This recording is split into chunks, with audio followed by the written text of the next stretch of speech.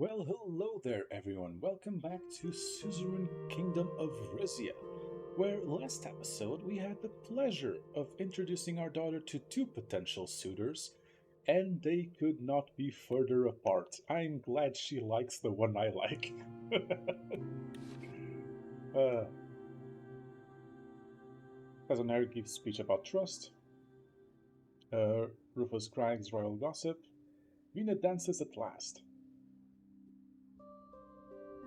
Ooh, gossip. And dashing and dangerous. Ooh. Just a polite dance or something more. What would the father say? The father is very happy. President Walker Boots welfare faces economic challenge.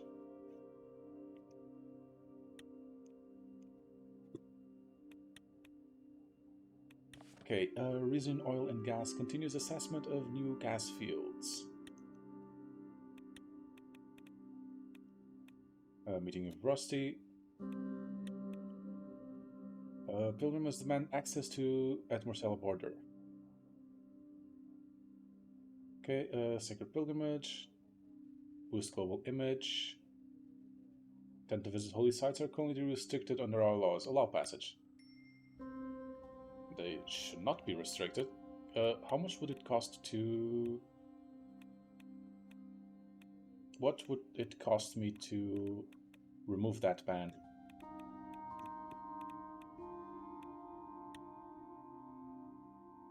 No one likes that.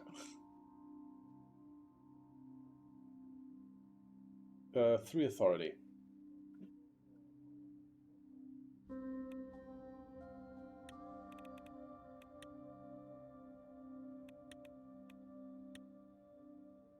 Okay, meeting with Rusty Motar.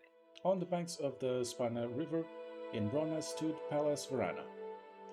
Almost as opulent as my own palace, it had once served as summer residence for my ancestors, the Rubas family. Today it was the home of Rosello Rusty Montoro, the CEO of Rizian Royal Gold, and the wealthiest commoner in the country. I stepped out onto the deck of the Rizania as the yacht approached the palace's private dock. Hugo and Elena were already there, gazing out at the grounds. Can't believe what I'm seeing. Palace Verona without its water garden is no palace at all. I think it's an improvement myself, but what do you make of this, Your Majesty? I looked in the direction she was indicating. The water garden, once tranquil oasis filled with blossoming flowers, was gently burbling fountains had been replaced with a gigantic gold-tiled swimming pool. Ah, that is a bit gaudy.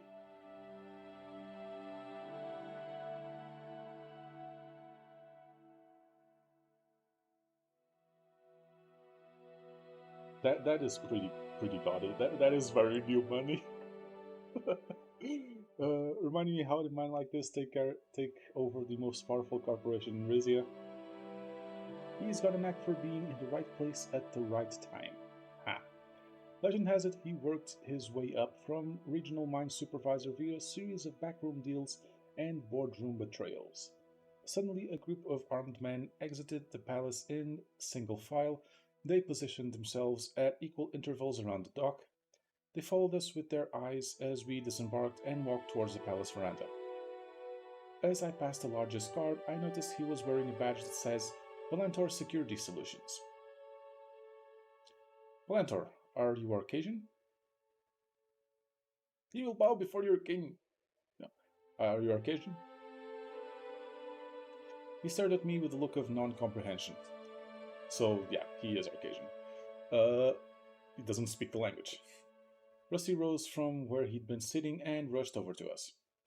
Antoine, that's no way to treat our royal visitors. The guard reluctantly bowed to me. Rusty ushered us past him and showed us to a set of chairs.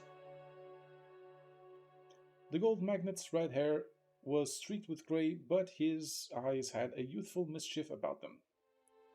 On behalf of all of us at the esteemed Rizian Royal Gold Corporation, I do hereby extend my cordial greetings. He trailed off with a grin. Heck, I was never one for formalities. Welcome to my palace, your majesty. You say I'm welcome. Your guards sent a different message. Sorry, your majesty, those damn Arcadians have no etiquette at all. He turned to Ugo and Elena. Your grace, Madam Treasurer, haven't had a sit-down with you two since the last man wore the crown. My uncle gritted his teeth. You must mean my honorable brother, His Majesty King Valero. May he rest in peace. Now Hugo Rusty paid his respect at the funeral like everyone else. She shook Rusty's hand. He beckoned for us to sit at his butler's, and his butlers brought over water and fresh fruit. Suppose you haven't invited us here to marvel at your renovations. Neat, aren't they? But no. I couldn't help noticing you've been crisscrossing the kingdom lately, and no royal tour would be complete without a visit to your old friend Rusty. Shame Her Highness couldn't make it, too occupied with her latest beau. One dance does not a beau make. We'll thank you not to speculate about Princess Vena's romantic prospects. And Ugo, she's not marrying your son. Like, never gonna happen. Period.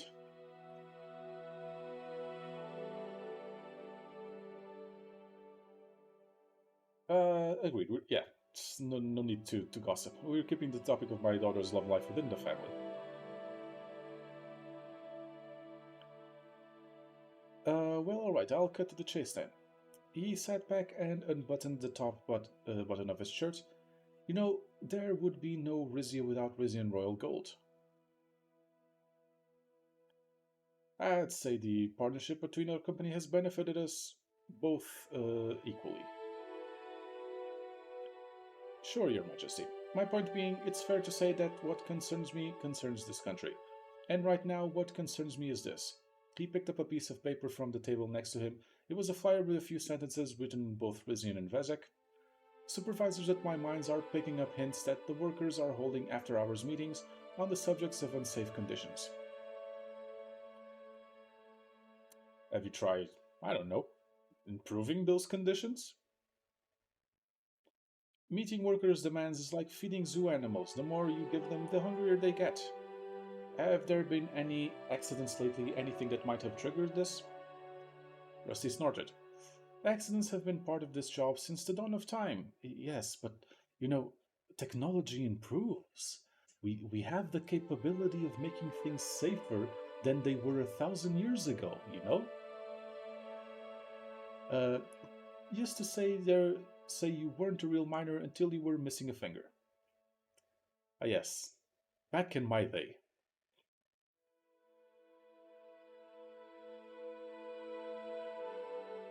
Did you ever work in the mines yourself, Rusty? Not extensively, but I've swung a pickaxe or two in my day. Sure. Hugo cleared his throat. Do you have a request of His Majesty, Mr. Montaro, or have you merely invited us here to complain? Not complain, warn. I'm not going to change a thing about the way my mines operate, so sooner or later this is going to land on your lap. So you're not gonna do right by your employees, and you're making it my problem. Fantastic. RRG's value has been going down since we lost Zilla. New safety regulations might sound fine and dandy, but there'd be a death blow to our bottom line.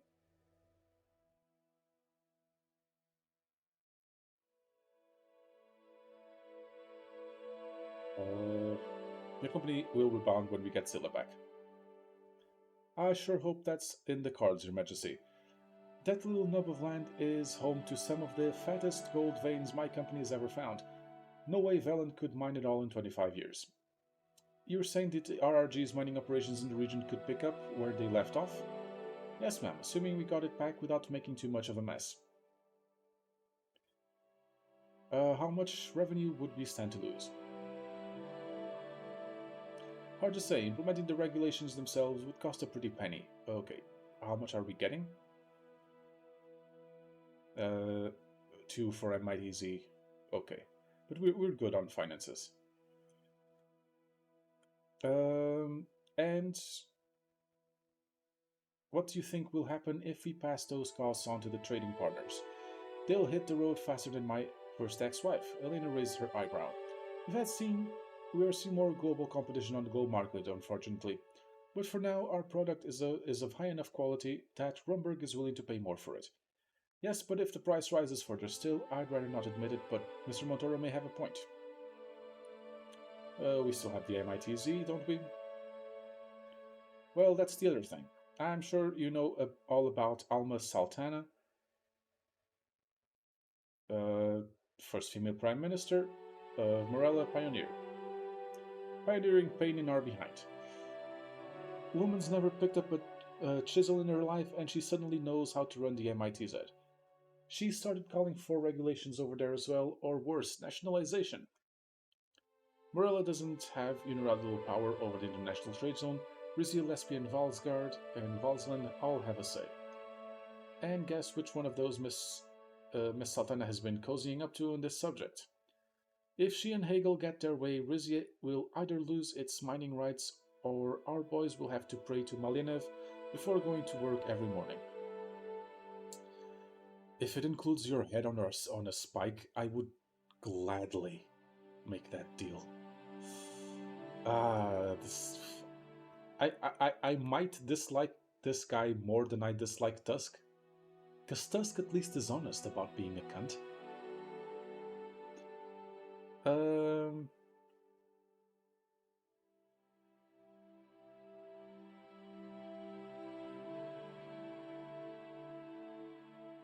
The Astonished, does it look like he cares? Should have the right to determine how gold is mined in her own country. It's Chancellor Hegel's influence that is concerning millennialism. Millennialism has a way of spilling over borders. The political aspect isn't as concerning to me as the loss of access to our most important mines. We have to keep a close eye on this. Aren't most of your miners labor hands from foreign countries? Would the regulations even apply to them? They're fixing to have it that way, yes. The folks pushing for these restrictions, I mean regulations, are a mix of labor hands and honest to goodness Rizians, with some support from the Sazons to boot. I see that they're going for, I really do, but giving them everything they want would damn near bankrupt me. A little extreme, don't you think, especially for the guy that has a golden pool? I agree we shouldn't impose more regulations than necessary, but investing in safer and healthier employees could lead to profit in the long term, foreigners included. Rusty took a big bite out of a watermelon slice. He wiped the juice off his chin. Look, you know me, I don't mince words. I think you already realize that it's in both our interests for you to back me up in this squabble. But hey, I'll sweeten the deal. Keep your administration's nose out of RRG's business, and I'll sell you back the share I took from your father. Huh. Linda pushed her chair back and stood up. I'm going to recuse myself from this conversation. Where is the ladies' room? Just inside. If you never sat on a solid gold toilet, you're in for a treat. Oh, I hate you so much. She forced a smile as the butler escorted her out. Hugo, Rusty, and I glanced at each other.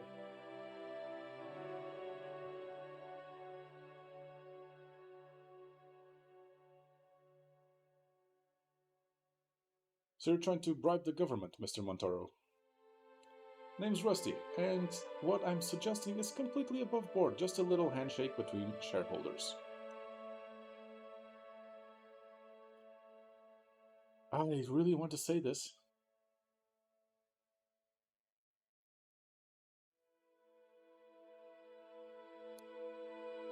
As well.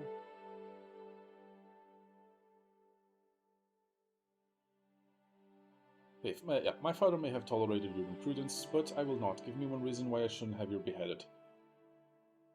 I, I hate this guy. I can't, Your Majesty. Antoine can. I heard rustling from all around us as the guards took one step closer. Are you fucking threatening me? You insolent little shit. Oh, I am going to make it my life's mission to fuck You up. No, even if it costs me this playthrough, you bastard. I like my head, Your Majesty, just like I like my company, so I've spared no expense in making sure both are extremely well protected. Hugo glared at him with barely restrained fury. I won't keep wasting your time. Do we have a deal or don't we?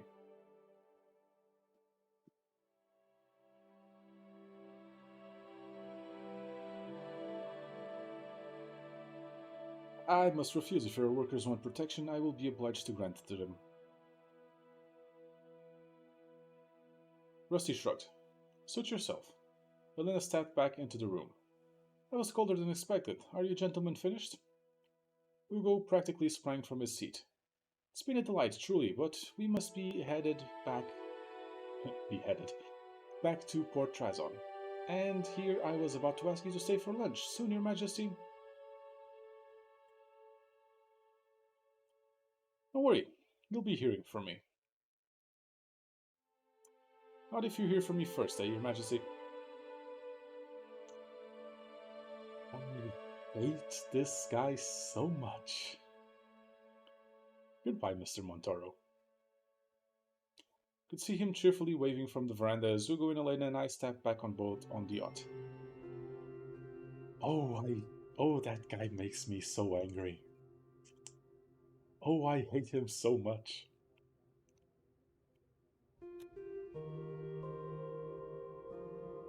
Oh, that pissed me off. The fucking balls on that guy. Please tell me I can get him killed. I want to put his head on a spike.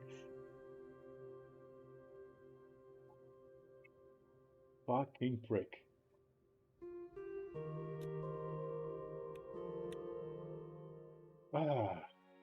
Okay. Moving on. From anywhere in the city of Monteclar, you could look high into the hills and see the ruins of Fortress Zaro. Expanded and fortified over the centuries, it had served as a stronghold for the city's inhabitants from the early years of the Resnid Empire until its destruction in the War of Risian Succession. Today, the ruins served as a symbol of Monteclar's resilience and that of its governing house. Perhaps that was why Lucida had invited me here for a tour and private talk. For safety's sake, a wooden walkway had been constructed over the crumbling remains of the parapets. Lucida and I walked along it until we came to the northwestern corner. How do you like the view, Your Majesty? From here, we could look down into the valley where the provincial capital sprawled across the fast flowing Alca River and up into the foothills of the mountains opposite us.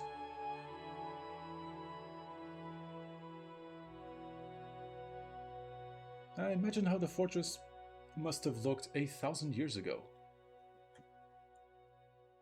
Incredible, isn't it? The fortress was closed off for our visit, but a crowd had gathered just outside its walls.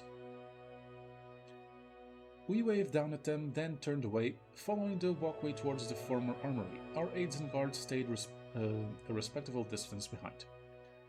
Not even the Markians could destroy this place, only when Rizia's noble families turned against each other did it finally fall. She paused and turned to face me. It took years for the Azaro and Taurus families to repair their bond. I hope our houses will remain harmonious through your reign. Is there? Curious. Because of that conversation we had with Vina, is there a possibility that you can actually marry her? To forge an alliance? That would be interesting.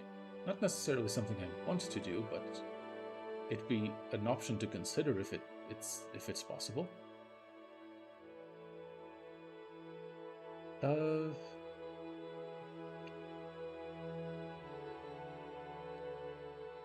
Is that what you brought me here, Duchess Azaro? In part, yes.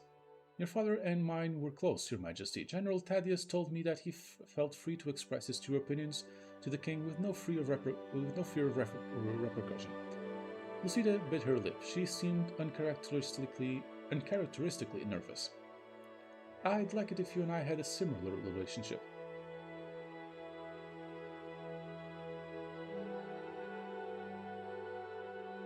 I want to have that relationship with all of my counselors. That's just nobody should feel like they have to hold back their opinions. Perfect, Your Majesty, thank you. She was smiling, but I registered slight disappointment in her eyes. Huh.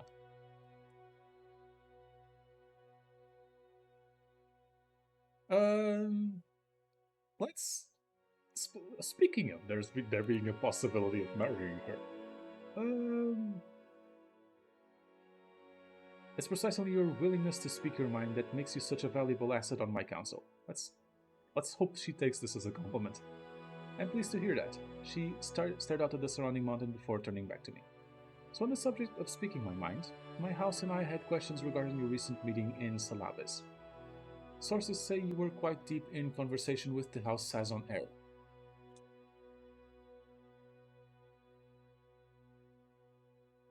Uh, okay, we were speaking of repairing the bond between our houses. As yourself said, Rizia can only be strong if all of its loyal royal families stand together.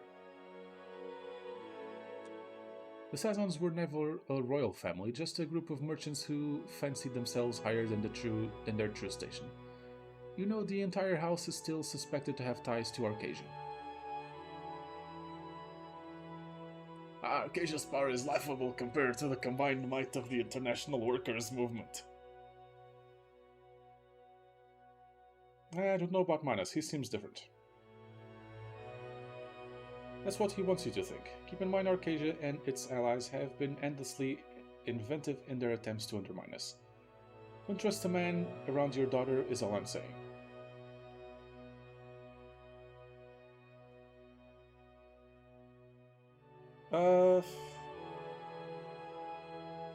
My daughter is allowed to consort with whomever she wants. Surely you understand that as a modern woman. As the woman in charge of this country's security, all I see is an agent of chaos attempting to get cozy with the royal family. We had come to a small grassy patch in the shade of the fortress' southern wall. Lucita gestured for me to sit down. I had one more thing I wanted to bring up while we were alone. When I took over my father's position on the Royal Council, he gave me a trove of his old files. Wedged between standard purchase orders and internal security reports, I found this. She reached into her pocket and unfolded a thin square of paper. It was a map of Palais. Overlaying the outline of the Grand Duchy were arrows, diagrams of tanks and battalions, and hastily scribbled instructions. Some of them were in my father's handwriting. Look at the date, 1949.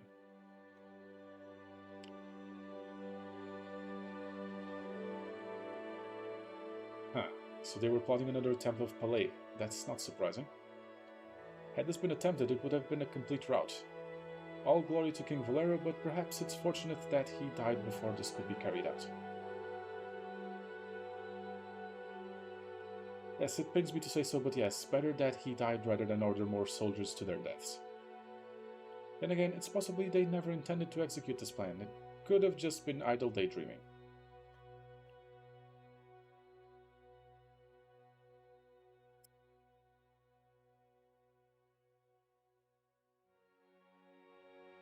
I don't understand why this even exists, though why does Rizia need to reconquer Palais? Lucida shook her head. It's an outdated concept, invading territories based on centuries-old grudges. Of course, my family would disagree. My province never got over losing our access to the sea.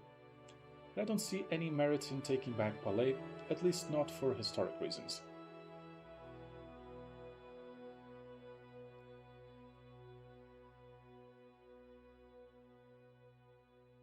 Uh, are you saying there are other reasons?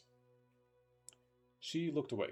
I don't want to sound paranoid, but with Lesbia and in ATO and Morelia becoming closer to Valgsland and the CSP, I do wonder whether our neighbor will get swallowed up in the superpower conflict.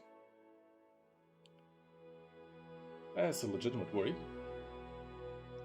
Look at what happened to Velen in the 1930s. Arcasia and United Contana nearly destroyed it by proxy in a rush to gain access to its oil. And now Palais may be sitting on an even more valuable resource.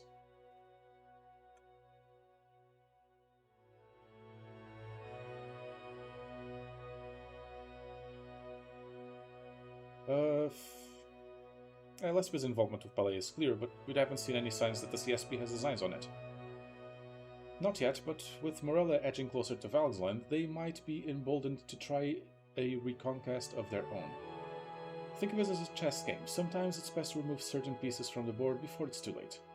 That doesn't mean I think we should attack Palais again. Using diplomacy to get them on our side would be a more effective tactic. I agree.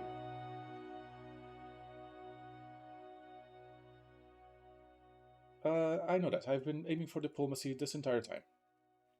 If we get into a dispute over the new gas field, it may be more difficult to stay the course. If you wanted me to, I could send a task force to Palais to monitor the situation more closely. It just takes a small amount of funding. I don't have any money.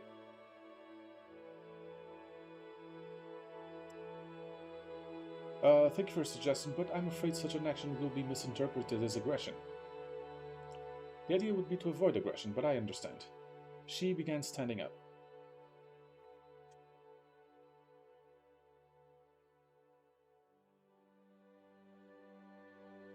I appreciate you coming to me with all this. Please feel free to express your unfettered opinions to me in the future. You can count on it. It's nearly 4. Let me show you something. She gestured to the stone wall behind us. A metal ladder led to the top of a small watchtower, now the fortress's highest surviving structure. Lucita scaled it in a matter of seconds. Follow her. Followed her to the top of the tower. From this side, we could see Camp Donmus, the country's largest military training facility. It stretched far into the distance with hundreds of barracks clustered around grounds that simulated all types of terrain. We looked down onto the main square. A platoon of some 50 soldiers, mostly men, but a few women as well, was preparing for an exercise. Listen closely. A drummer to the side of the square beat out a complex rhythm on a snare. Long, short, long, short, long, short, short, long. That's an inverted wedge. The soldiers snapped into a V-shaped formation, narrow at the back and widening towards the front. Very impressive. Best trained soldiers in South Markova. Another rhythm came from the drum, 2 rim shots followed by a rapid roll. Extended lines spreading out into herringbone. Almost unconsciously, she started moving along with these soldiers, but she put her left foot down. The section of wall beneath it suddenly gave way. She began falling backwards. Grab her arm. Of course we're gonna grab her arm. Come on. I grabbed her arm and pulled her towards me to safety. She looked up at me in surprise, breathing heavily.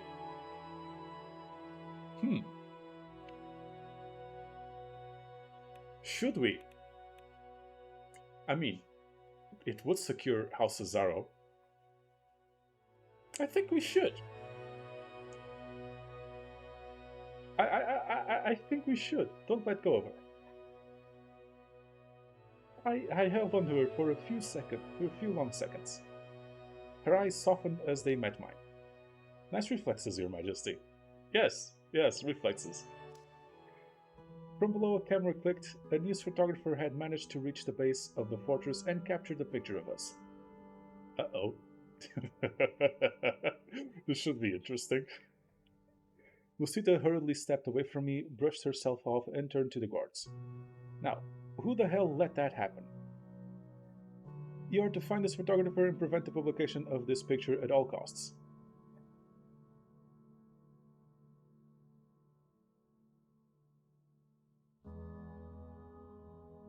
Huh.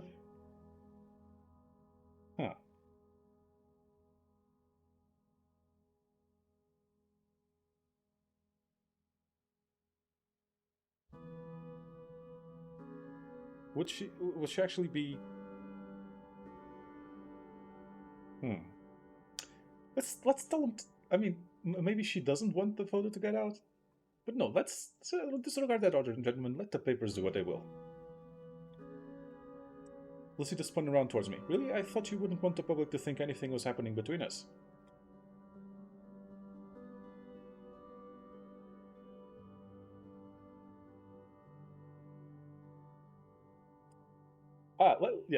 Let's be a little bit flirty. Being seen with my arms around a gorgeous noblewoman will only benefit my reputation, wouldn't you agree? He gave me a coy smile. If you say so, Your Majesty. The smile was still on her face as we left the fortress. Interesting. So that was fun. But that was going to be it for this episode, but it is the end of the turn, so let's just check everything. Gas field survey reaches completion. 200-kilometer radius of the island, giving Rizi a claim to it. Okay, so we're going to have to do some diplomatic finessing with Ballet, because we definitely want that gas. Rufus Cragg's Royal Gossip, Love or War? Oh, I think I'm gonna be enjoying reading. I don't usually pay much attention to the news in this game, but I'm gonna enjoy reading the gossip section.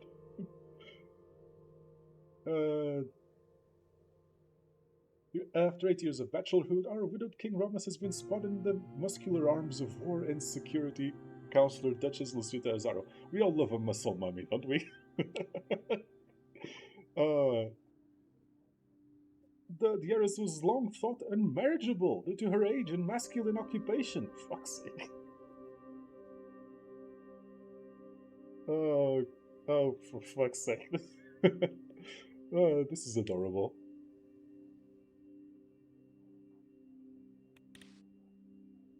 Okay, Sorlin enters economic recession despite efforts. Alfonso is fucking up once again. Ermag signals joining non-aligned movement. Surveying nears completion on potentially massive new gas fields, yada yada yada. Okay, that is going to be it for this episode then. Thank you all very much for watching. As always, I have been Pope. Please remember to like, comment, and indeed subscribe. I will see you all next time.